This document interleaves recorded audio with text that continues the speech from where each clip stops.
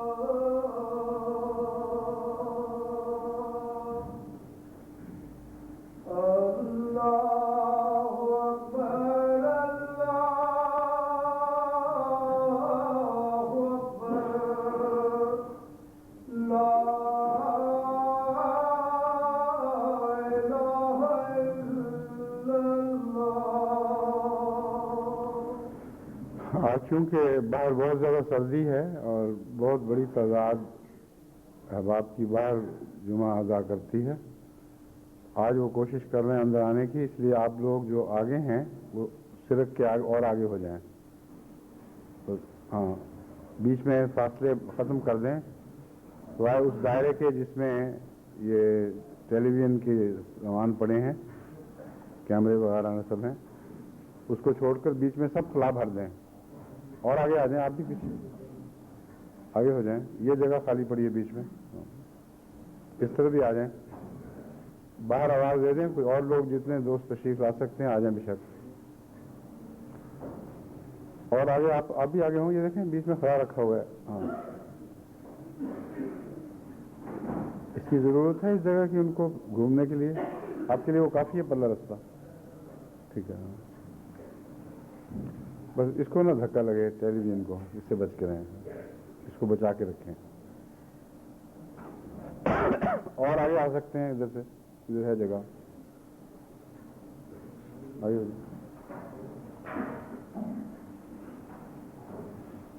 اشہد ان لا الہ الا اللہ وحدہ لا شریک لہ واشہد ان محمدا عبدہ ورسولہ. اما بعد فاعوذ باللہ من الشیطان الرجیم. بسم اللہ الرحمن الرحیم. الحمد للہ رب العالمین. الرحمن الرحیم مالک یوم الدین. ایاک نعبد و ایاک نستعین. اہدنا الصراط المستقیم صراط الذين أنعمت عليهم غير المغضوب عليهم ولا الضالين۔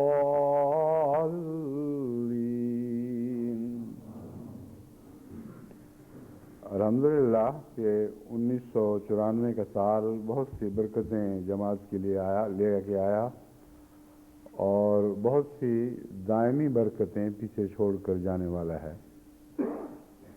اب ایک ہفتہ تقریباً باقی ہے۔ 30 دسمبر کو انشاءاللہ اس سال کا آخری جمعہ ہم ادا کریں گے اور پھر آئندہ سال میں داخل ہوں گے۔ اس دوران 2 اور بھی اہم پروگرام ہیں، یعنی قادیان کے سالانہ جلسے کا افتتاح اور اس کی اختتامی تقریب۔ یہ دونوں تقریبات لندن میں بھی منعقد کی جائیں گی اور عالمی پروگراموں کے ذریعے MTA کے ذریعے تمام عالم میں ان کی نشر ہوں گی۔ بس اس پہلو سے یہ بھی 2 بہت اہم جلسے ہیں جو انہی آخری ایام میں واقع ہوئے ہیں، اور میں امید رکھتا ہوں کہ احباب جماعت گزشتہ سال کے حالات پر جماعتی طور پر بھی اور انفرادی طور پر بھی غور فکر کرتے ہوئے اور استغفار کرتے ہوئے اور بہتر کی دعائیں مانگتے ہوئے یہ آخری ایام صرف کریں گے۔ بہت سے واقعات ہوتے ہیں جن میں انسان کو ایک نیکی کی توفیق مل سکتی ہے، مگر بعض عارضی روکیں پیدا ہو کر اگرچہ اس شخص کی نیکی کے مزاج کو نہیں بدلتی مگر اس اہم نیکی سے محروم ضرور کر دیتی ہیں، اور ایسے کئی واقعات انسان کی زندگی میں ہوتے رہتے ہیں اور ان سے انسان کو سبق بھی سیکھنا چاہیے۔ اور پھر کچھ کمزوریاں واقع ہو جاتی ہیں، کچھ غلطیاں سرزد ہو جاتی ہیں، کچھ حقوق کے معاملے میں بے احتیاطی ہوتی ہے یا حق تلفی ہو جاتی ہے کہ جیسا کہ اللہ چاہتا ہے حق ادا نہیں کیے جاتے۔ کئی اختلافات کو ہوا دے کر معاملات کو بگاڑ دیا جاتا ہے۔ گھریلو ماحول کو گندہ کرنے کے لیے کئی قسم کی غلطیاں ہیں جو بعض دفعہ دیر پا بد اثرات پیچھے چھوڑ جاتی ہیں۔ تو ہمیں یہ وقت اس تجزیے میں بھی صرف کرنا چاہیے اور ان دعاؤں میں بھی کہ اے خدا اس سال کی نیکیاں تو باقی رہیں اور ہمیشہ جاری رہیں، اس کی برکتیں تو کبھی ختم نہ ہوں، لیکن وہ تکلیف دہ چیزیں جو انسان اپنے اعمال سے خود اپنے لیے پیدا کرتا ہے وہ اس سال کے اختتام سے پہلے ہی ختم ہو جائیں اور آئندہ جماعت کو ان ٹھوکروں سے اللہ تعالیٰ بچائے رکھے۔ تو یہ دعائیں خصوصیت سے اس عرصے میں کریں، اور باقی تفصیلی باتیں جو آئندہ سال کے متعلق ہدایات ہیں یا کچھ اور باتیں اس سال سے تعلق میں کرنے والی ہوں گی وہ میں انشاءاللہ آخری یعنی اس سال کے آخری خطبہ 30 دسمبر کو کروں گا۔ ایک مضمون میں نے گزشتہ ہفتے یعنی جمعے کے روز شروع کیا تھا، MTA سے متعلق جماعت کو اس کی ذمہ داریاں یاد دلانا۔ یہ مضمون چونکہ بہت وسیع ہے اور بہت سے پہلو ایسے ہیں جو تشنہ ہیں، اس لیے میں نے سوچا ہے کہ آج بھی اسی موضوع پہ گفتگو کروں۔ وجہ یہ ہے کہ آئندہ سال جو آنے والا ہے اس میں ایک مختلف جگہوں مختلف MTA کے علاقائی پروگراموں میں وقت کے لحاظ سے بھی تبدیلیاں ہوگی اور پروگراموں کے لحاظ سے بھی ان کو بہتر بنانے کی ایک عالمی کوشش ہے جو ہم شروع کر چکے ہیں۔ اس سلسلے میں کمیٹیاں قائم ہیں، وہ غور کر رہی ہیں، بہت محنت کر رہی ہیں، ان کے ساتھ میرے بھی اجلاسات ہو رہے ہیں، لیکن کچھ ایسے معاملات ہیں جن کو اس ملک میں بیٹھے بیٹھے سر انجام نہیں دیا جا سکتا، ان کا تعلق مختلف ممالک سے ہے، اور ایسے معاملات بھی ہیں جن کا یہاں بیٹھے ہوئے براہ راست مرکز کے لیے سر انجام دینا ممکن نہیں ہو سکتا، یعنی وہ مرکزی کارکن جن کے سپرد تمام دنیا کے انتظامات ہیں اور جو اس سلسلے میں بہت محنت کر رہے ہیں، ان کے لیے ممکن نہیں کہ ملکی ضروریات میں بھی وہی ذمہ داریاں ادا کریں۔ اس لیے بہت سی ایسی باتیں ہیں جن میں یو کے کی جماعت کو بحیثیت یو کے جماعت کے اپنی ذمہ داریاں ادا کرنا ہوں گی۔ جب کہا جاتا ہے تو بعض دفعہ وہ کہتے ہیں کہ اتنے پیسے مہیا کر دیے جائیں، ہم اپنی الگ ٹیم بنائیں، اپنا الگ اسٹوڈیو بنائیں، اس پہ اتنے پیسے کی ضرورت پڑے گی۔ یہ یوں ہی غلط سوچیں ہیں۔ اسٹوڈیوز بنے ہوئے ہیں، سامان موجود ہیں، آپس میں مومنانہ تعاون کی صرف ضرورت ہے۔ اب اپنی ٹیمیں بنائیں، کارکن بنائیں، ان کو تربیت دینے میں بھی مرکزی منتظمین حتی المقدور تعاون کریں گے تو معمولی خرچ جو اٹھتے ہیں وہ تو ہر ملک خود ذمہ دار ہوتا ہے اور ہر ملک پہلے ہی کر رہا ہے۔ تو ایک تو ان پروگراموں کے سلسلے میں یہ عادت پیدا کریں کہ ہر بات جو نیک نصیحت کی جائے اس میں ہاتھ نہ آگے بڑھائیں۔ میں جانتا ہوں کہ ہم سب کے ہاتھ ایک ہی ہیں، یہاں دینے اور لینے والے ہاتھ کا اس طرح فرق نہیں ہے، مگر وہ ذمہ داریاں جو ملکی سطح پر سر انجام دی جا سکتی ہیں ان کا بوجھ مرکز پہ ڈالنا، جس پر اللہ تعالیٰ کے فضل کے ساتھ بہت بڑی بڑی ذمہ داریاں، عالمی ذمہ داریاں جن میں آپ کے ملک کی ذمہ داریاں شامل ہیں، پہلے ہی بہت ہیں۔ اس پہلو سے کوشش کریں کہ مرکز کا بوجھ چندوں کی ادائیگی کے ذریعے تو آپ بٹا ہی رہے ہیں اللہ کے فضل کے ساتھ، لیکن ان کے اخراجات میں ایسے سلیقے سے کام لیں کہ بہت سے اخراجات جو آپ وہاں سے پورے کر سکتے ہیں وہیں پورے کریں، اور جو عالمی ضرورتیں ہیں ان میں حصہ لیں۔ آپ کا اجر یہ ہوگا کہ سارے عالم میں جو محنت ہوگی آپ بھی اس سے حصہ پائیں گے، اس کا فیض آپ کو بھی نصیب ہوگا۔ تو یہ جو اجتماعی کوششیں ہیں یہ کلو جمعیہ کی حیثیت رکھتی ہیں، سب اپنا اپنا کھانا لے کر آتے ہیں اور ایک جگہ اکٹھے ہو کر اس میں بہت تنوع پیدا ہو جاتا ہے اور دعوت سج جاتی ہے، اور اچھے محبت کے ماحول میں ایسے کام ہوتے ہیں جو ویسے اگر کیے جائیں اجتماعی طور پر تو بہت خرچ چاہیں گے، بہت سی انتظامی تقاضے کریں گے، اور اتنی بعض دفعہ صلاحیت نہیں ہوتی کسی جماعت میں کہ اکٹھے سارے کام کر سکے۔ مگر جیسا کہ میں نے بیان کیا ہے، کلو جمعیہ میں اللہ کے فضل سے بہت سی برکتیں ہیں۔ تو یہ بھی ایک دسترخوان ہے اور ایک عالمی دسترخوان ہے نعمتوں کا جو اللہ تعالیٰ نے جماعت کے لیے بچھایا ہے، اور آپ ڈشوں میں اس کو اتارتے ہیں اور اس نعمت سے فائدہ اٹھاتے ہیں۔ تو اس پہلو سے سب نے کلو جمعیہ کرنا ہے۔ اس کلو جمعیہ کے سلسلے میں کچھ ہدایات میں نے آپ کو گزشتہ خطبے میں دی تھیں، کچھ میں اب وہ ہدایت دوں گا، لیکن اس مضمون کو آگے بڑھانے سے پہلے میری نظر پڑی ہے یادداشت پر۔ آج جماعت احمدیہ نائجیریا کا بھی جلسہ سالانہ 23 دسمبر سے شروع ہو رہا ہے۔ یہ حسن سنمونو صاحب نئے امیر جو ہیں نائجیریا کے، ان کی امارت میں پہلا جلسہ سالانہ ہے نائجیریا کا، اور جب سے وہ امیر بنے ہیں ابھی زیادہ عرصہ نہیں ہوا، لیکن اللہ کے فضل کے ساتھ پہلے بھی بے حد مخلص اور فدائی کارکن تھے اور بہت سلیقے والے اور دماغی صلاحیتوں کے لحاظ سے بہت متوازن، اور اب جب سے امارت سنبھالی ہے وہ دن رات نظام جماعت کی حالت کو بہتر بنانے کی کوشش کر رہے ہیں، یعنی نظام میں تبدیلیاں لا کر نہیں بلکہ نظام پر عمل پیرا ہو کر اور عمل کروا کر۔ جو وہاں نظام جاری ہے اس میں ان کے آنے کے بعد نمایاں طور پر اچھے رجحانات دکھائی دے رہے ہیں۔ تو ان کو عالمی طور پر ان کی دعاؤں کے ذریعے مدد کرنی چاہیے۔ نائجیریا کی جماعت میں جتنی صلاحیتیں ہیں اب تک وہ برے کار نہیں لائی گئیں، اور ویسے یہ جماعت اللہ کے فضل کے ساتھ بہت ہی بڑی صلاحیتوں کی مالک ہے، ہر طبقہ فکر کی نمائندگی اس میں ہے، اور جماعت سے لوگ گہرا اخلاص رکھتے ہیں۔ اگرچہ عدم تربیت کے نتیجے میں بعض دفعہ بعض نقصانات بھی پہنچے، مثلا بعض جماعتیں ایسی ہیں جو جماعت احمدیہ میں سے نکلی ہیں اور پھر الگ جماعتیں بنیں،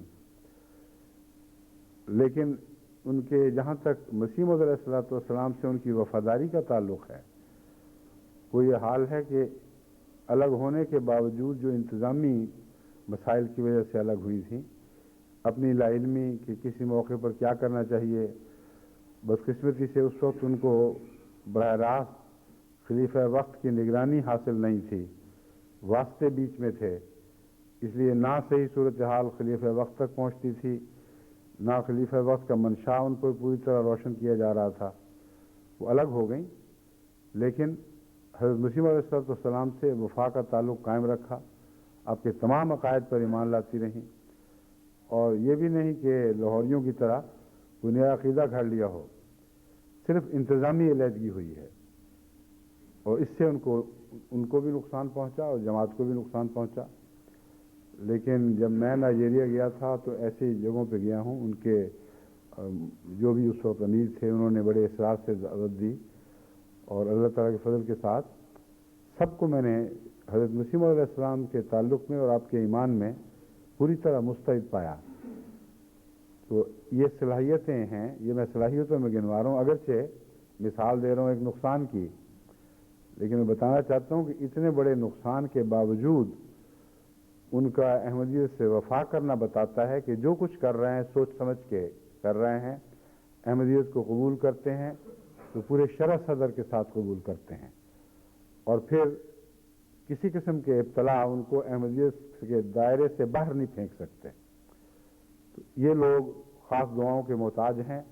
افریقہ کے بہت سے ممالک اس طرح بیدار ہو چکے ہیں کہ وہ دندناتے ہوئے شیروں کی طرح بہت تیزی سے آگے بڑھ رہے ہیں، اور نائجیریا اس پہلو سے پیچھے ہے۔ بس میں نائجیریا کی جماعت کے لیے خصوصیت سے آپ کو دعا کی طرف متوجہ کرتا ہوں۔ یہ وہ ملک ہے جسے مغربی افریقہ میں ایک غیر معمولی حیثیت حاصل ہے۔ بدنصیبی سے بہت سے ایسے مسائل ہیں جن کی وجہ سے خدا کی عطا کردہ نعمتوں اور دولتوں کے باوجود یہ تیزی سے بدحالی کی طرف جا رہا ہے یہ ملک، اور ان کا روپیہ جو بہت عرصے تک باقاعدہ اپنے مقام پر ٹھہرا رہا، مثلا 12-14 ایک پاؤنڈ میں 12-14 نائرے ہوا کرتے تھے، 8 سے لے کر 12-14 تک تو مجھے یاد ہے، لیکن اونچ نیچ ہوتا رہا مگر وہ گرا نہیں ہے۔ اب کچھ ایسی آفات آ پڑی ہیں کہ تیزی کے ساتھ یہ نائرے بھی گر رہا ہے، اور دن بدن مہنگائی بڑھتی چلی جا رہی ہے، ملک میں تیل کی افراط ہے، بہت دولت ہے، لیکن جاتی کہاں ہے کچھ سمجھ نہیں آ رہی کسی کو۔ تو اس لحاظ سے یہ ملک بھی دعاؤں کا محتاج ہے۔ اللہ تعالیٰ ان کو اپنے پاؤں پر کھڑے ہونے کی اور اپنے مسائل کو سمجھنے کی توفیق عطا فرمائے، اور دیانتداری سے ان کو حل کرنے کی توفیق عطا فرمائے۔ جماعت احمدیہ ہالینڈ اللہ تعالیٰ کے فضل سے ایک بہت ہی ثابت قدم اور متوازن اور مضبوط قدموں سے آگے بڑھنے والی جماعت ہے۔ گزشتہ چند سالوں میں ان کے امیر ہبت النور صاحب کو یہ مبارک ہو کہ انہوں نے بہت ہی عمدگی کے ساتھ تبلیغ میں بھی جماعت کا قدم کو آگے بڑھایا ہے، اور ساری ٹیمیں مل کر بڑی وفاداری کے ساتھ جماعت کی خدمت کر رہی ہیں۔ نئے نئے ایسے امکانات وہاں پیدا ہو رہے ہیں کہ جماعت اب وہ جو سینکڑوں کے چکر میں تھی اب ہزاروں میں داخل ہو جائے، تو اس لیے ان کے لیے بھی بہت دعا کی ضرورت ہے۔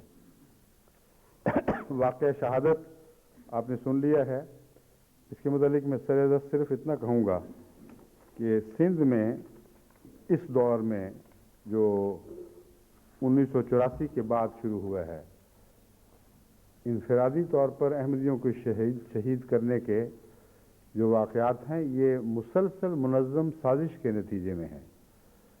یہ ویسے واقعات نہیں ہیں جو 1953 میں رونما ہوئے کہ علماء نے ہر طرف نفرتوں کے بیج بو دیے اور دشمنیاں ہوئیں اور بھڑکیں۔ نہ یہ ویسے واقعات ہیں جو 74 میں ہوئے، جو وہ بھی ایک اجتماعی سازش کے نتیجے میں تھے، لیکن جب عوام مشتعل ہوئے ہیں تو وہ قتل جو احمدیوں کے ہوئے ہیں وہ باقاعدہ انفرادی طور پر سازش کا نتیجہ نہیں تھے. بھڑکے ہوئے عوام گلیوں میں آئے ہیں، قتل و غارت ہوا ہے، گھر جلائے گئے، بچے مارے گئے، بوڑھے مارے گئے، عورتیں شہید ہوئیں. لیکن یہ ہنگامی واقعات تھے، اگرچہ ہنگامے منظم طور پر آگے شروع کیے گئے اور پھر ان کو باقاعدہ اس طریق پر آگے بڑھایا گیا. لیکن یہ جو واقعات ہیں یہ کولڈ بلڈڈ مرڈرز ہیں، جن میں سب کو علم ہے، تمام حکومت کے کارندوں کو علم ہے کہ کون بدبخت مولوی ہے جو ایسی اسکیمیں بناتا ہے، کس طرح وہ غنڈے بھیجتا ہے، کرائے کے پالتو غنڈے ہوں یا قاتل ہوں جو باہر سے لائے گئے ہوں، ان سب کے متعلق سب کو علم ہے. اور چونکہ حکومت اس بارے میں قطعاً کسی قسم کا اقدام کرنے کے لیے تیار نہیں ہے، اور وہ مخلص پولیس کے یا بعض دفعہ فوج کے کارکنان جو ایسے موقع پر بیچ میں ملوث ہوئے ہیں اور انہوں نے غیر معمولی ہمدردی کے ساتھ احمدیوں کے مظلوموں کی تائید کرنے کی کوشش کی ہے، کچھ دن کے بعد انہوں نے اپنے ہاتھ اٹھا لیے کہ ہم مجبور ہیں، اوپر سے ہم پر دباؤ آ گیا ہے. تو یہ ایک ایسی منظم سازش ہے جس میں قوم شامل ہے، یعنی حکومت، اور مسلسل چلی آ رہی ہے. اس لیے اس کا وبال بھی پھر قومی ہوا کرتا ہے.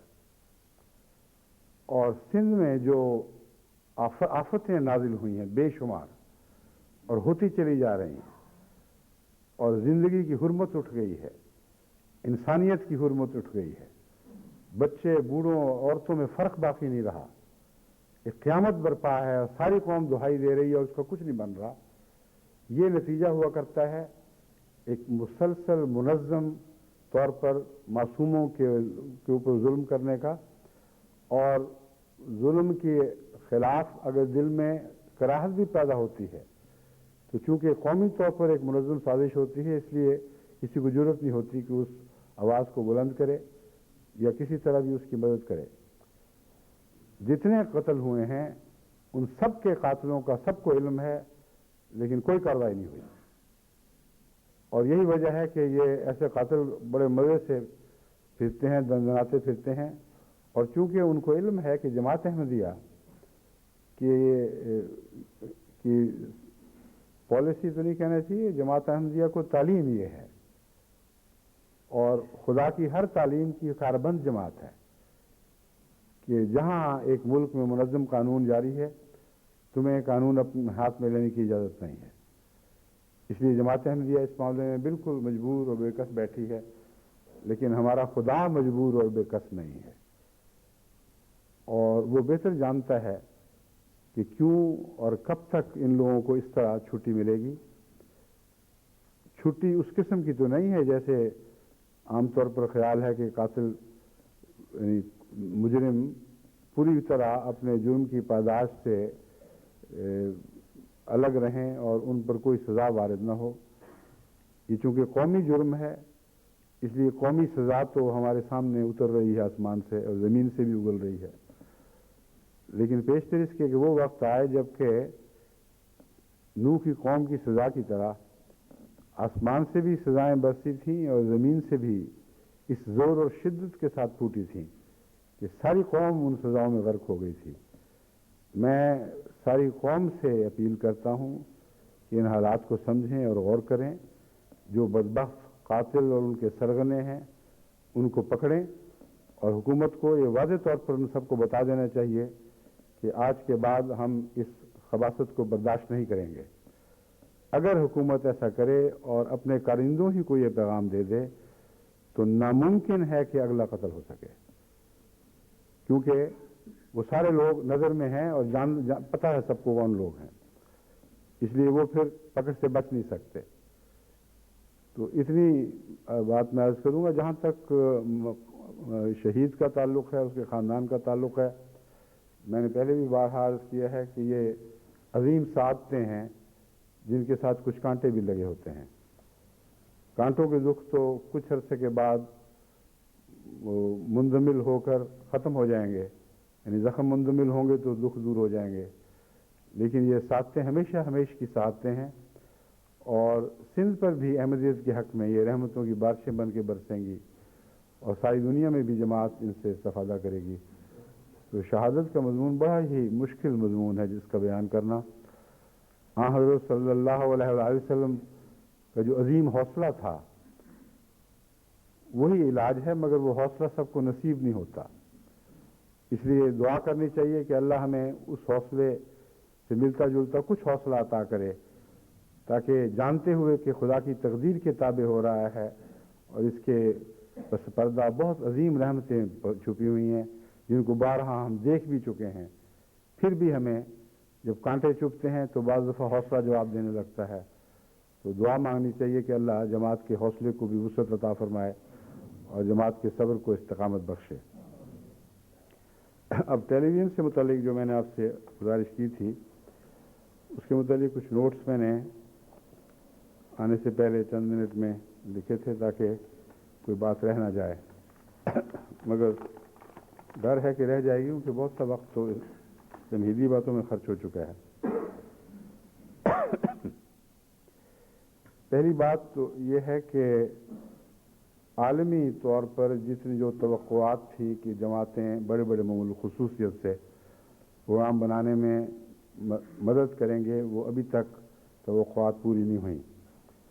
یہاں تک کہ پاکستان میں مرکز کو بھی میں نے واضح ہدایات دی تھیں کہ ہم توقع رکھتے ہیں کہ جو پاکستان کا 12 گھنٹے کا پروگرام ہے اس میں آپ ان خطوط پر کام کر کے چند گھنٹے کا بوجھ تو اٹھائیں، جبکہ آپ کے پاس مستقل عملے موجود ہیں، ہر قسم کی سہولتیں موجود ہیں، لیکن پتہ نہیں کیا وجہ ہے کہ عام طور پر تو اللہ کے فضل سے وہ بڑی مستعدی سے لبیک کہتے ہیں، مگر اس معاملے میں بہت غفلت دکھائی گئی ہے، اور ابھی تک روزمرہ کا 1 گھنٹے کا پروگرام بھی ان کی طرف سے نہیں آ سکا۔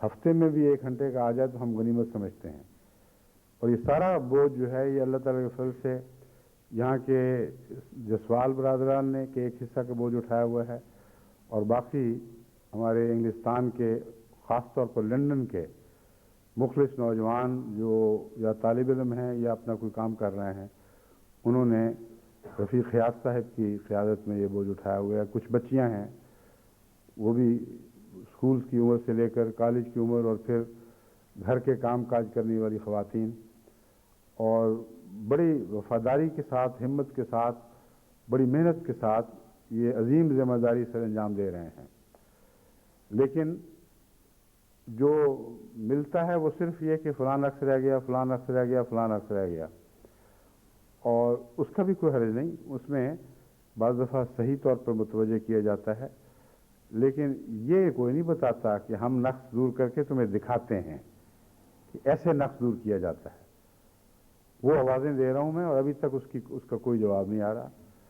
تو جماعت کو میں پھر متوجہ کرتا ہوں کہ زیادہ سنجیدگی سے ہر ملک کے صدر مقام میں ایسے ٹیمیں بنانی چاہیے، اور الگ ایک محکمہ بنایا جائے، شعبہ اشاعت کے تابع جو بھی شعبہ اس کے قریب تر ہو اس کے تابع بنایا جائے، اور ان کی امیر نگرانی کرے اور ان سے پروگرام بنوا کر دیکھے کہ واقعتاً کام آگے بڑھ رہا ہے کہ نہیں۔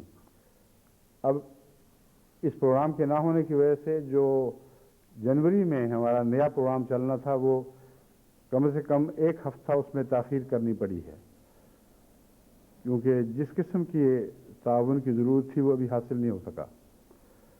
میں جانتا ہوں اس میں بہت سی دقتیں ہیں، یہ جانتا ہوں کہ یہ اخلاص کی کمی کی وجہ سے نہیں ہے، بلکہ بہت سی باتوں میں لا علمی کی وجہ سے ہے۔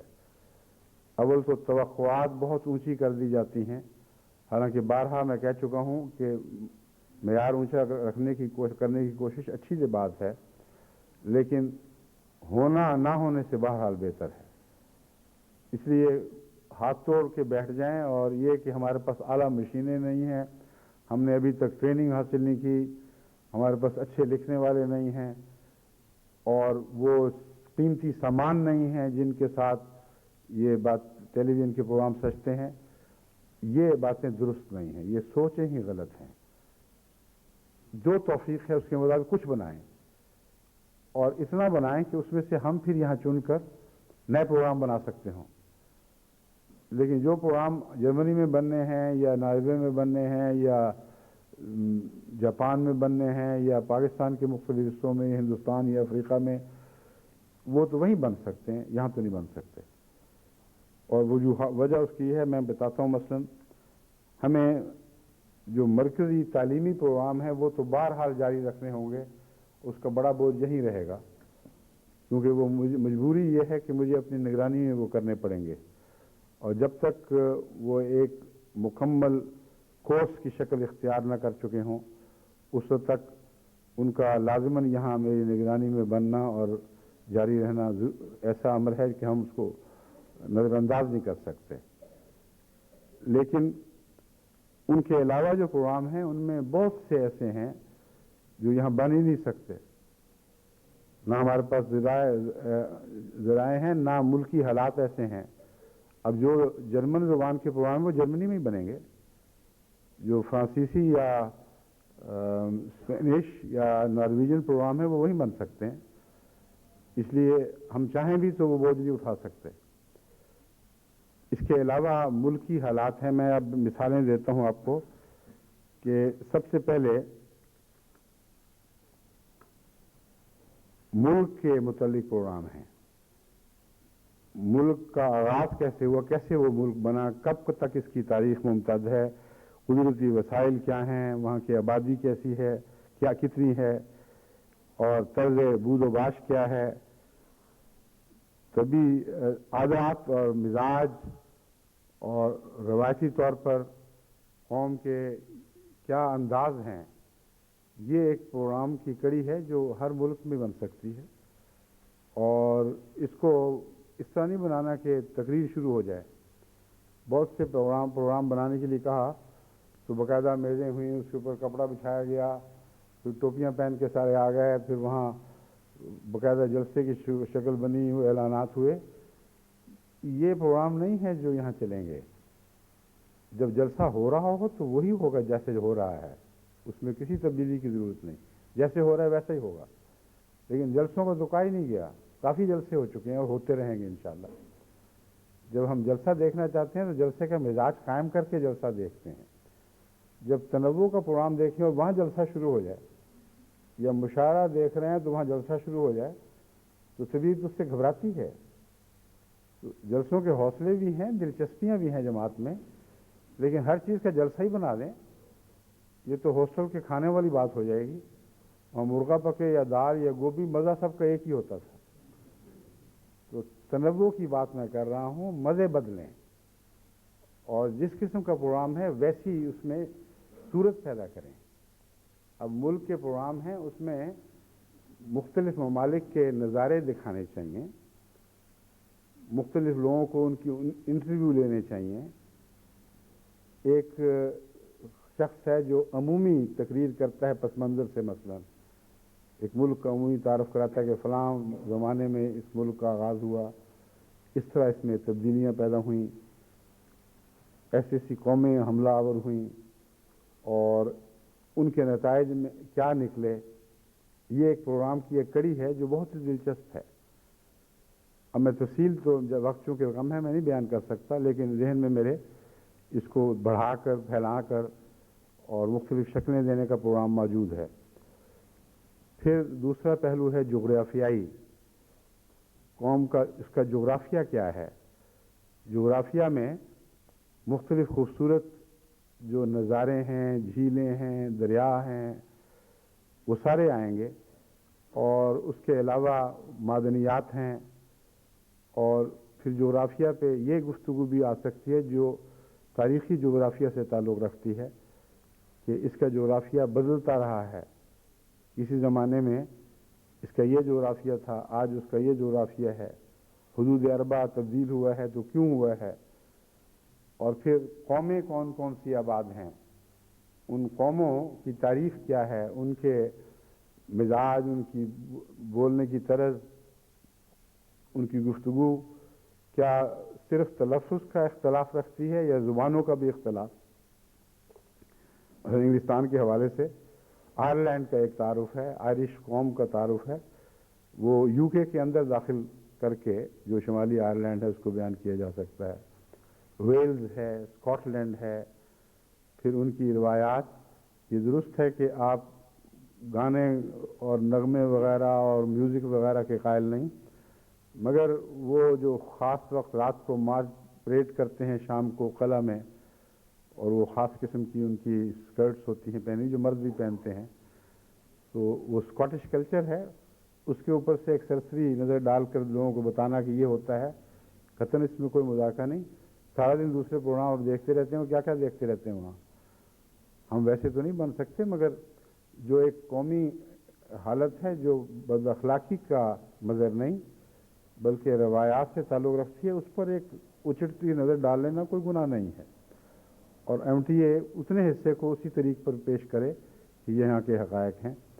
لیکن حقائق میں ایک بعض جگہ آپ کے قدم رک جائیں گے. اگر حقائق یہ ہوں کہ ڈانس ہو رہے ہیں، نائٹ کلب ہے، تو وہاں جا کر ایم ٹی اے کے قدم رک جائیں گے. آپ کہہ سکتے ہیں کہ حقائق اور بھی ہیں، یہ بھی ہیں، لیکن ہم وہاں نہیں قدم رکھ سکتے.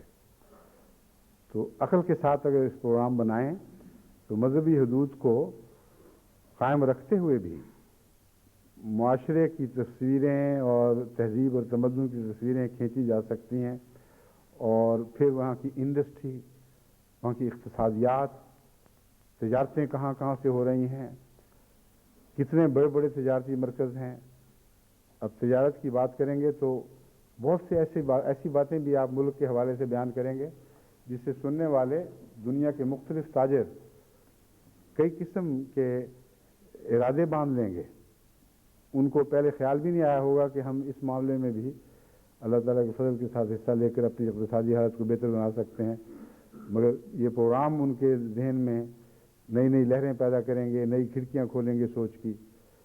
تو یہ بھی بتایا جا سکتا ہے کس طرح ہوتی ہے، کیا تجارت ہوتی ہے، درآمد کیا کیا ہوتی ہے، برآمد کیا کیا ہوتی ہے. اب یہ بھی تقریر نہیں کرنی، بلکہ انداز وہ ہو جو ٹیلی ویژن کو دلچسپ بنانے کا انداز ہوتا ہے. کہیں قافلے لوڈ ہو رہے ہیں سامان بڑے بڑے یہاں کی جو پورٹس پر، اور جہاز لوڈ ہو رہے ہیں ہوائی جہازوں کی پورٹس کے اوپر، وہاں سے سامان اتر رہے ہیں اور اس طرح جا رہے ہیں. مارکیٹ منڈیاں لگی ہوئی ہیں. یہ نظارے دکھا دکھا کر آپ یہ تقریریں پس منظر میں کر سکتے ہیں، لیکن باقاعدہ وہ اچکن پہن کے اور باقاعدہ بٹن بند کر کے تقریر کی کوئی ضرورت نہیں ہے. وہ بہت اچھا لگتا ہے مگر اپنے محل پر ہو. تو اس پروگرام کو بھی تقریری پروگرام نہیں بنانا مگر واقعاتی پروگرام بنانا ہے، جس میں تقریر کا پہلو بعض دفعہ ایسی آواز ہی کی صورت میں رہتا ہے جس کا بولنے والا نظر بھی نہیں آ رہا ہوتا، اور بہت اچھا لگتا ہے. اس کی آواز میں ایک وقار ہوتا ہے، ایک خاص طرز ہے. تو یہ طرزیں جو اچھی ہیں یہ ان سے سیکھنا منع تو نہیں ہے. ان اچھی چیزوں میں ان کی طرزیں اختیار کریں، لیکن وہاں بھی یاد رکھیں کہ جہاں تکلف آ جائے، جہاں پیسہ خرچ کرنا پڑے، جہاں غریبانہ پروگرام اجازت ہی نہ دے کہ ان کی طرز کو اختیار کیا جا سکے، وہاں قدم روک لیں. مانا متکلفین کی تعلیم پر عمل کریں، بغیر تکلف کے جو کچھ میسر ہے، جو توفیق ہے اس کو پیش کریں، لیکن اچھے طریقے سے. جس طرح میں نے کھانے کا نیا پروگرام جاری کروایا ہے، وہاں خواتین کے ذریعے غریبانہ کھانے سکھانے کا پروگرام تھا. اس کی افتتاحی پروگرام میں نے خود شامل ہوا.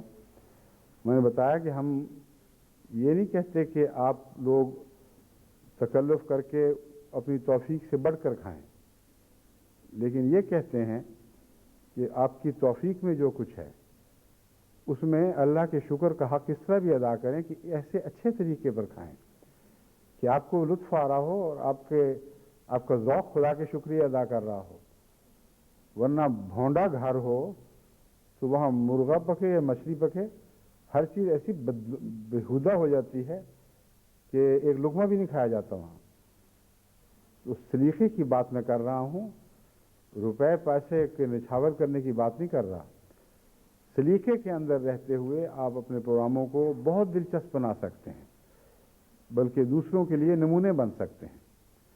تو اس پہلو سے ملک کی تاریخ کو مختلف طور پر پیش کرنا، ملک کے تاریخی ہیرو ہیں ان کی باتیں، ہیروز جن کو انگریزی میں کہتے ہیں، ہم اردو میں ہیرو کہتے ہیں ان کو، ہیرو ہیں وہ، کہیں وہ شاعر ہیں، کہیں شیکسپیئر کی باتیں ہوں گی، کہیں شیروڈ فارسٹ میں چلے جائیں گے آپ، اور وہ کیا کہتے ہیں اس ہیرو کو، جو رابن ہوڈ، اور پھر جان جو اس کا مسخرہ اس کے ساتھ چلتا ہے، وغیرہ وغیرہ۔ اب اس میں بعض دفعہ جو فلمیں ہیں ایسی، ان میں سے چند لمحے کے سین اٹھانے کی قانون اجازت دیتا ہے، اور وہ اٹھائی جا سکتی ہے وہاں سے، تو نئی فلم تو نہیں بنانی، مگر جب رابن ووڈ کی بات کریں گے تو وہاں شیروڈ فارسٹ کا نظارہ تو دکھائیں، اور پھر وہ دکھا دیں اتنے اقتباس، جتنے اقتباس قانون دکھانے کی اجازت دیتا ہے، کہ یہ ہوتا تھا رابن ہوڈ ان کا، اس طرح تیر اندازی ہوا کرتی تھی۔ اور پھر دوسرے فوک لور ہیں، مختلف ملکوں کے مختلف ہیں، انگلش امریکہ میں ڈیوی کراکٹ کی باتیں ہوتی ہیں، اسی طرح سوئٹزرلینڈ کے ہیرو ہیں جن کے اوپر بڑی کتابیں لکھی گئی ہیں، بیوولف ہے ناروے کا، اس کے متعلق بھی کئی پروگرام فلمائے جا چکے ہیں۔ تو ملکی ہیروز کی باتیں بھی کریں، اور اس میں سیاسی ہیرو، عامت الناس کا ہیرو، اس کا کردار کیا تھا، اس پر کیسے کیسے گانے بنائے گئے، قوم کے اوپر کس طرح وہ اثر انداز ہوا، اور پھر سیاسی ہیرو ہیں، فوجی ہیرو ہیں جنہوں نے عظیم الشان کارنامے سر انجام دیے ہیں۔ تو انگلستان کی تاریخ میں جب غور کریں تو بے شمار پروگرام ہر جگہ آپ کو دکھائی دیں گے، جن کو آپ لے سکتے ہیں، بیان کر سکتے ہیں، اور ساتھ تصویریں بھی دکھا سکتے ہیں، اگرچہ کھڑی تصویریں ہوں۔ ہمارے مثلا جو وقفے، جو ہمارے پروگراموں کا حیات گروپ ہے مثلا، اس میں بعض ایسے پروگرام بنانے والے ہیں جنہوں نے اپنے ذہانت سے کھڑی تصویروں سے تصویر بنائی ہے، لیکن کچھ دیر تک انسان کو پتہ نہیں چلتا کہ یہ تصویر ہے اور کھڑی ہے۔ مثلا وہ تصویر کے مرکز سے ایک حصے سے شروع کیا اور کیمرے کو حرکت دی ہے، اور لگتا یہ ہے کہ وہ ساری تصویر حرکت کر رہی ہے۔ اور تصویر سے تصویر کھینچنا، اگر اچھا تصویر کھینچنے والا فن جانتا ہو تو یہ تنوع ضرور پیدا کر دیتا ہے۔ باقی پروگرام مووی ہوں، مگر تصویریں دکھانے کے لیے آپ کے پاس یہ تو ممکن نہیں کہ ہر جگہ پہنچ سکیں۔ جب میں ناروے سے ایک موقع پر ایک فیری میں سفر کر رہا تھا، تو 1 گھنٹہ میں نے اس پر تجربے کیے اپنے عام کیمرے سے، اور وہ جو فیری میں اس علاقے کی تصویروں کے رسالے پڑے ہوئے تھے، ان کو اپنی بچی کو پکڑا کے تم یہاں رکھو اور میں تصویر کھینچ کے دیکھنا چاہتا ہوں کہ اس سے کوئی ویڈیو ایفیکٹ پیدا ہو سکتا ہے کہ نہیں۔ تو جب وہ دیکھی تو میں خود حیران رہ گیا دیکھ کے۔ مجھے پتا تھا، اس لیے میں جانتا تھا، ورنہ بعض دفعہ تو لگتا ہی نہیں تھا کہ یہ تصویر سے تصویر اتاری ہوئی ہے۔ تو آپ استعمال کریں ذہن کو، اللہ تعالیٰ نے آپ کے ذہن کو بڑی صلاحیتیں عطا کی ہوئی ہیں، اس دنیا کی وہ ایکسپلور کر لیں جو خدا نے آپ کے ہر ایک کے ذہن میں رکھی ہوئی ہے، تو بہت سے مسائل حل ہو جائیں گے۔ اب ہندوستان کو اگر اپنی فلمیں بنانی ہوں تو ہمالیہ کو پیش کرنا پڑے گا۔ ہمالیہ کے ذکر کے بغیر ہندوستان کا تو کوئی معنی نہیں ہے۔ جب آپ پاکستان جائیں گے تو وہاں کے K2 کی چوٹیاں ہیں، دوسرے ایسے پہاڑ یا علاقے ہیں، درہ خیبر ہے، ان کی تصویریں کھینچنی ہوں گی۔ کچھ تصویریں تو آپ کھینچ سکتے ہیں آسانی سے، کچھ آپ ایسی یونین سے لے سکتے ہیں جو ہائیکنگ کے طور پر گئیں اور ان کے اچھے معیار کی فوٹوگرافی انہوں نے کی ہوئی ہے، وہ تعاون کرتے ہیں ایسے لوگ۔ اور پھر کچھ تصویریں جو بڑے بڑے اچھے کمپنیوں کے کیلنڈر شائع ہوتے ہیں، ان سے آپ لے سکتے ہیں۔ مگر پروگرام آپ نے تصویری بنانا ہے، صرف تقریری نہیں بنانا، یہ میں سمجھا رہا ہوں۔ اور پھر تاریخ کو ان مقامات کے حوالے سے بیان کرنا۔ اگر آپ اٹلی میں کام کر رہے ہیں تو اٹلی میں وہ غاریں دکھانی ہوں گی جن میں عیسائی کسی زمانے میں پناہ لیا کرتے تھے، یعنی وہ عیسائی جو موحدین تھے اور محض توحید سے چمٹے رہنے کے نتیجے میں ان کو سزا ملی ہے۔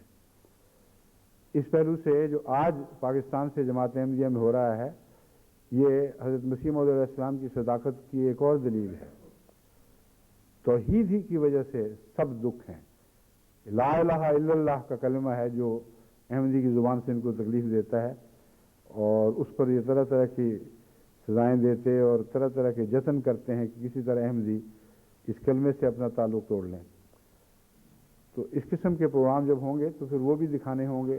اب پاکستان کی بات ہوئی ہے تو شہداء کے علاقہ کے گاؤں دکھانے چاہیے، ان کا رہن سہن، ان کے غریبانہ طریق، لوگوں سے ان کے متعلق انٹرویو، کیسے لوگ تھے یہ، کیا کبھی کسی کو دکھ دیا، کیا تکلیف پہنچاتے رہے، ان کے قتل کے متعلق تمہارا کیا نظریہ ہے۔ تو غیروں کے انٹرویو لیے جائیں، اور ایک سفر کا معمولی خرچ ہے، اس میں بہت اچھی فلم تیار ہو سکتی ہے۔ پھر اس کے علاوہ جو تعلیمی قوائف ملکوں کے اور ان کی معیار تعلیم، اخلاق، کھیلیں، زراعت کے طریق اور قومی کہانیاں جو دیو مالائیں جو ہیں وہاں کی، وہ کیا کیا ہیں، ان میں کسی اچھے لکھنے والے نے کوئی کتاب لکھی ہو جو شہرت پکڑ گئی ہو، اور وہ کہانیاں سب دنیا میں رائج ہیں۔ مثلا جس طرح عرب دنیا سے وہ علی بابا 40 چور کی کہانی اتنی مقبول ہوئی کہ دنیا کی ہر زبان میں ہر قوم سے متعارف ہو چکی ہے۔ اسی طرح الف لیلہ یہ ایک وہ لازوال کہانی ہے جس نے تمام دنیا میں گھر کر لیا ہے۔ تو ایسی کہانیاں جو دیو مالائی ہوں یا جیسی بھی ہوں، مگر لکھنے والے نے ایک غیر معمولی ذہانت کا اظہار کیا ہے جس نے تمام دنیا کے ذوق کو اپیل کی ہے اور عالمی طور پر ان کا اعتراف ہو گیا ہے۔ ایسے ہر ملک میں لکھنے والے بھی ہوتے ہیں۔ اب بنگال میں جائیں گے تو ٹیگور کے ذکر کے بغیر، ٹیگور کے ادبی ذکر کے بغیر بنگال کی بات پوری نہیں ہو سکتی۔ پھر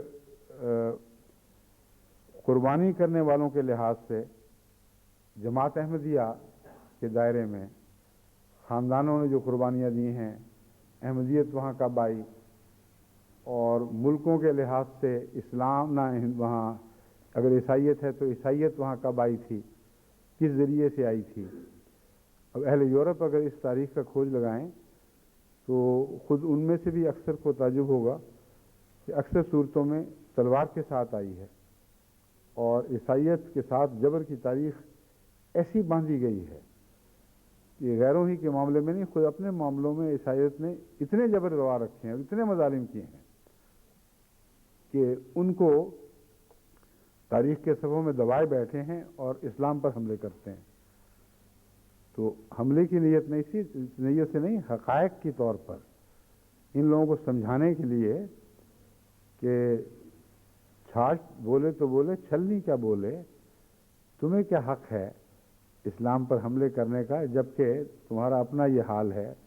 مذہبی دیوانوں کا قصور ہوتا ہے، مذہب کا نہیں ہوا کرتا۔ ہم عیسائیت کو تو متون نہیں کرتے کہ عیسائیت نے یہ تعلیم دی تھی۔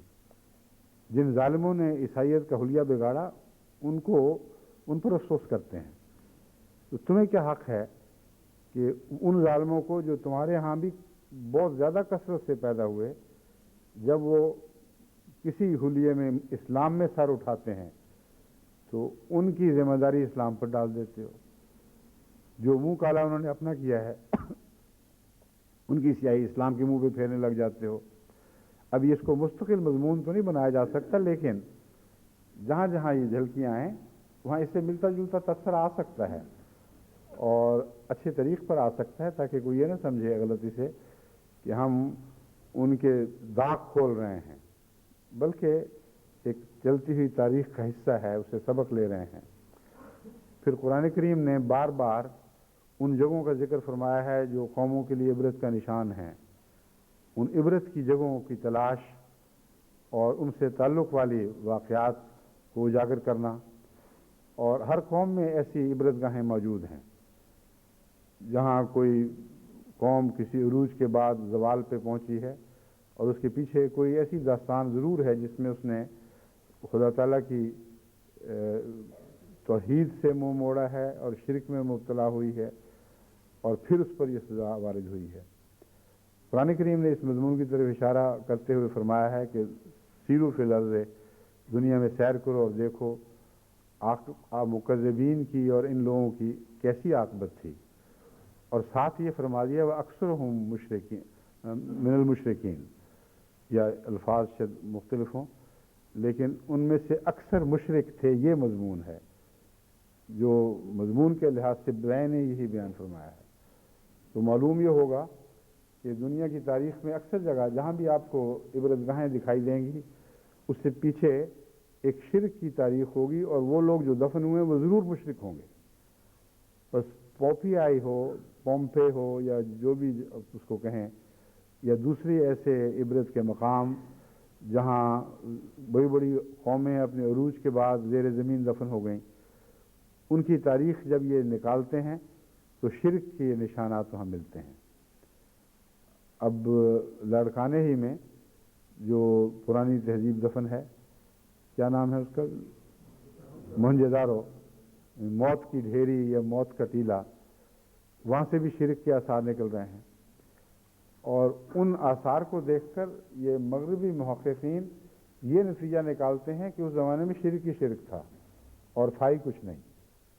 حالانکہ یہ اس وقت ہلاک ہونے والی قومیں ہیں جب وہ بڑے لمبے سفر طے کر کے اپنے تمدن کے عروج کو جا پہنچی تھیں اور اس وقت تک وہ مشرک ہو چکی تھیں. ان کا آغاز اور تھا اور انجام اس وقت ہوا جب وہ مشرک ہو چکی تھیں. تو وہاں سے پھر شرک کے ہی دبے ہوئے آثار ملنے سے اور کیا تھا. اور قرآن ایک ہی کتاب ہے جس نے اس طرف انگلی اٹھائی ہے کہ تم ان کا تفسر کرو، ان کی تحقیق کرو، ان کا تتبع کرو، اور تم یہ دیکھ کر تم یہ خود معلوم کر لو گے کہ یہ مشرک لوگ تھے جن کو خدا نے اچانک دفن کیا ہے اور سفر ہستی سے مٹایا ہے. تو ان مشرکین کے انجام کی تاریخ بھی ملکوں میں جگہ جگہ پھیلی پڑی ہے. تو اس حوالے سے ان کے متعلق ان کی تاریخی پس منظر بتانا، مثلا مایا قوم ہے تو وہ کون تھی، کتنا لمبا عرصہ عروج کا ہوا، پھر کیوں آنن فانن وہ مٹا دی گئی، ان کے محل ابھی تک اسی طرح کھڑے ہیں. ساؤتھ افریقہ میں وہ جو مایا قوم نے ایک لمبے عرصہ حکومت کی ہے، اب وہ لوگ موجود ہیں لیکن ان کی سطوت جاتی رہی، ان کی شان و شوکت ہاتھ سے نکل گئی، اور یہ معمہ آج تک نہیں حل ہو سکا کسی سے کہ ان پر کیا بپتا ٹوٹی تھی، ہوا کیا تھا ان کے ساتھ. ایک شہر دریافت ہوا ہے جو بہت خوبصورت علاقے میں، پہاڑی علاقوں میں بڑے بڑے درخت اور جنگل ہیں، ان کے اندر گھرا ہوا، آج تک یعنی چند سالوں تک انسانی نظر سے اوجھل رہا تھا. اور ہیلی کاپٹر کے ذریعے گزرتے ہوئے کسی کی وہاں نظر پڑی تو پھر توجہ پیدا ہوئی، پھر وہاں کھوج لگانے والے بھیجے گئے، بڑی مشکل سے وہاں پہنچے تو یوں لگتا ہے جیسے پورا آباد شہر چھوڑ کر کوئی قوم کہیں جا کے سو گئی ہے. کوئی وہاں لڑائی کے آثار نہیں ہیں، کسی طوفان کے آثار نہیں ہیں. ہنستا کھیلتا رستا بستا شہر، اچانک یوں لگتا ہے کہ جیسے جادو ہو گیا ہو، وہ خالی ہو گیا. تو عبرت کے ہر جگہ مختلف سامان موجود ہیں، جن جگہوں میں ہیں وہاں سے وہ تصویریں لی جا سکتی ہیں. اور اگر وہاں رسائی نہ ہو تو اس کے متعلق بہت سی کتابیں موجود ہیں، رسالے موجود ہیں، تفاصیل موجود ہیں. ان علاقوں کے لوگ اپنے لیے وہ مضمون چن سکتے ہیں اور ان کو دکھا کر دیدہ زیب پروگرام بنا سکتے ہیں جو تقریر نہیں ہوگی بلکہ ایک فلمی پروگرام ہوگا جو ویڈیو کے شایع نشان ہو. تو ایسے بہت سے پروگراموں کی ضرورت ہے. علاقے وہاں کے کھیل ہیں، ان کھیلوں کی تصویریں، وہاں کی کہاوتیں ڈالنے کے طریق، مہمیں، بچوں کے لیے بھی پھر ہمیں اسپیشل پروگرام بنانے ہوں گے. پرندے، جانور، شکار، مائگریٹری برڈز، جو سفری پرندے ہیں ایک جگہ سے دوسری جگہ جاتے ہیں، کون سے ایسے محرکات ہیں یا موجبات ہیں جو ان کو سفر کرنے پہ مجبور کرتے ہیں، اور ان کے سفر کرنے کے طریقے کیا ہیں، وہاں کے کیڑے مکوڑے، ان کے متعلق نئی معلومات کے مطابق جو تحقیق ہوئی ہے، ان کے رہنے سہنے کے طریق، وہاں کی ہر چیز ایک دلچسپی کا موجب ہے، کیونکہ اللہ تعالیٰ کی تخلیق کے اوپر جہاں بھی نظر ڈالیں گے، آپ جس جگہ بھی دیکھیں گے، غور کر کے دیکھیں صحیح، آپ بے اختیار دل سے سبحان اللہ، احسن الخالقین والی پوری آیت کیا ہے؟ تبارک اللہ احسن الخالقین. میرے منہ سے سبحان اللہ جاری ہو رہا تھا، اس لیے میں نے پوچھا ہے. یعنی تبارک اللہ احسن الخالقین کی آواز اٹھتی ہے، اور اگر یہ حوالہ دے دیا جائے تو وہی پروگرام جو بظاہر مغربی اور سیکولر ہیں وہ اچانک مذہبی پروگرام بن جاتے ہیں. تو ان پروگراموں کو بعض دفعہ ان لوگوں سے مانگنے سے بھی مل جاتے ہیں. میں نے ایم ٹی او کو اس کام پہ لگایا ہوا ہے، خط و کتابت کر رہے ہیں، بہت سی جگہ تصویریں انہوں نے دے دی ہیں کہ ٹھیک ہے آپ لے لیں.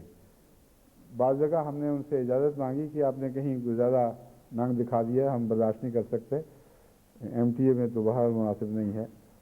تو انہوں نے یہ بھی اجازت دے دی ہے کہ اس حصے کو بے شک کاٹ لو، لیکن ہمارا نام بتانا ہوگا کہ فلاں نے بنائی تھی اور اجازت دی تھی. تو آپ بھی مختلف علاقوں میں کوششیں کر سکتے ہیں.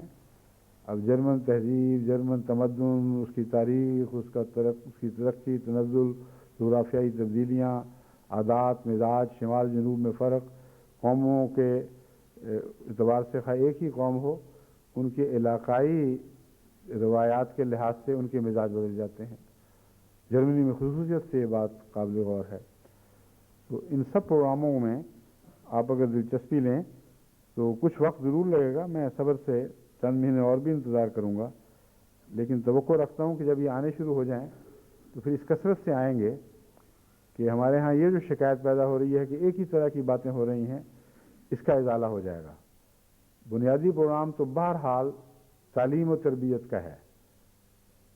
دلچسپی کے پروگرام بھی ہوں گے، وہ بھی تعلیم و تربیت ہی کے ہوں گے، لیکن اگر وہ نہ بھی ہوں تو اپنے جس طرح آپ 6 گھنٹے 7 گھنٹے اسکول میں جا کے بیٹھتے ہیں، وہاں دلچسپی کی خاطر تو نہیں جاتے، علم حاصل کرنے کے لیے جاتے ہیں. تو اس ٹیلی ویژن کے سامنے بعض نازک مزاج جن کے دل جلدی بور ہو جاتے ہیں، ان کو مخاطب کر کے میں کہہ رہا ہوں، ان کو اپنی تربیت کرنی چاہیے.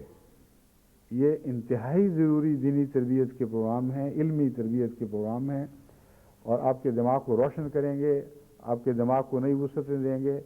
ان پروگراموں کا ذوق اگر نہیں ہے تو پیدا کریں، اور کوشش کر کے پیدا کریں، اپنے بچوں میں ان کا ذوق پیدا کریں. ورنہ جو آج کل جو ذوق ہے ہم اس کی پیروی نہیں کر سکتے، وہ جاہل بنانے والے پروگرام ہیں.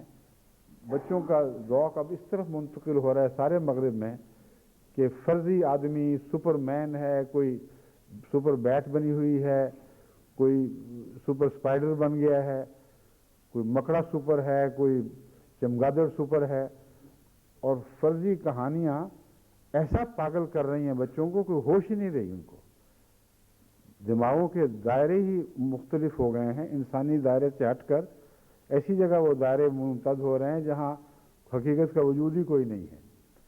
اور اس پر یہاں کے اہل دانش بھی فکر کا اظہار کر رہے ہیں.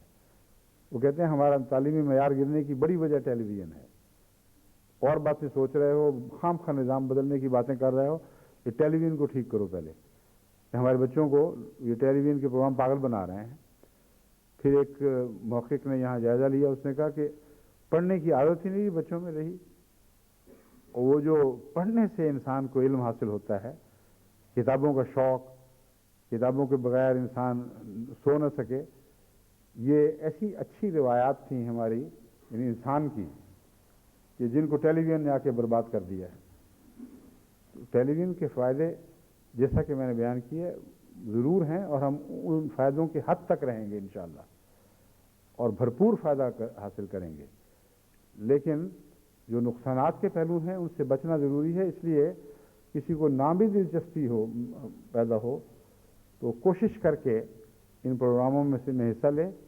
کچھ دیر کے بعد ضرور دلچسپی پیدا ہوگی، کیونکہ علم علم ہی ہے.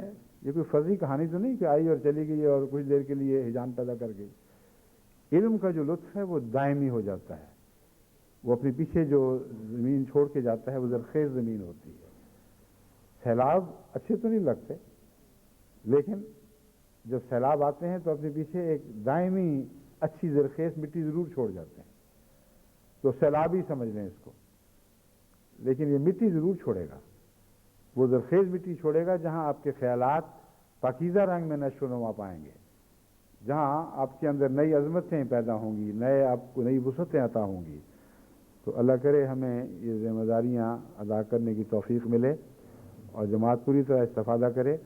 جہاں جہاں میں نے یہ باتیں کی ہیں کہ کوشش کرو، یہ مراد نہیں ہے کہ نعوذ باللہ جماعت میں دلچسپی نہیں ہے، بکثرت دلچسپی ہے. یہاں تک کہ چھوٹے بچوں کے متعلق بھی مائیں لکھتی ہیں کہ وہ ہمیں دوسرے پروگرام اب دیکھنے نہیں دیتے اور ہمیں سمجھ نہیں آتی کہ ان کو پتہ تو کچھ لگ نہیں رہا ہوا کیا ہے، لیکن لگتا ہے کہ وہ مسحور ہو گئے ہیں ایم ٹی اے کے پروگراموں سے.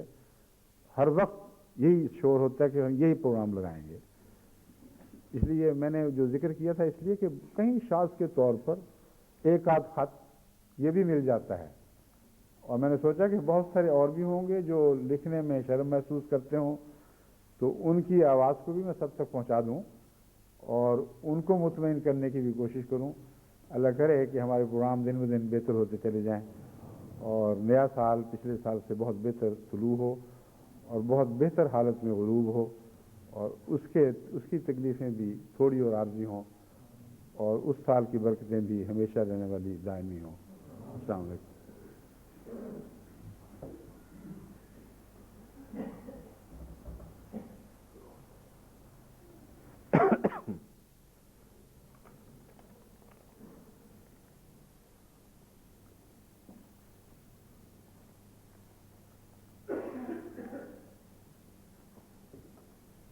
ماریشس میں بھی اب مل گئی ہے اجازت. بتا دیا تھا میں نے پہلے کہ نہیں بتایا شاید. اللہ تعالیٰ کے فضل سے ماریشس سے ان کی شمس تیجو صاحب کا فون آیا تھا کہ اس وقت پارلیمنٹ بیٹھی ہوئی ہے اور غور ہو رہا ہے کہ ڈش اینٹینا کی اجازت دینی ہے کہ نہیں، اور دعا کریں اور پھر میں آپ کو دوبارہ فون کروں گا. میں تو نہیں سن سکا، کسی جس نے میرے لیے سنا انہوں نے پیغام دیا، اور الحمدللہ کہ چند گھنٹے کے بعد فون آ گیا کہ اللہ کے فضل کے ساتھ ڈش اینٹینا کی اجازت ہو گئی ہے. اور جو مفید بابرکت پروگرام ماریشس سے شروع ہوا تھا، اب اہل ماریشس اس سے محروم نہیں رہے. الحمدللہ نحمدہ ونستعینہ ونستغفرہ ونؤمن بہ ونتوکل علیہ ونعوذ باللہ من شرور انفسنا ومن سیئات اعمالنا. من یہدہ اللہ فلا مضل لہ ومن يضلله فلا هادي له ونشهد أن لا إله إلا الله وحده لا شريك له ونشهد أن محمدا عبده ورسوله. عباد الله رحمكم الله، إن الله يأمر بالعدل والإحسان وإيتاء ذي القربى وينهى عن الفحشاء والمنكر والبغي يعظكم لعلكم تذكرون. اذكروا الله يذكركم وادعوه يستجب لكم ولذكر الله أكبر.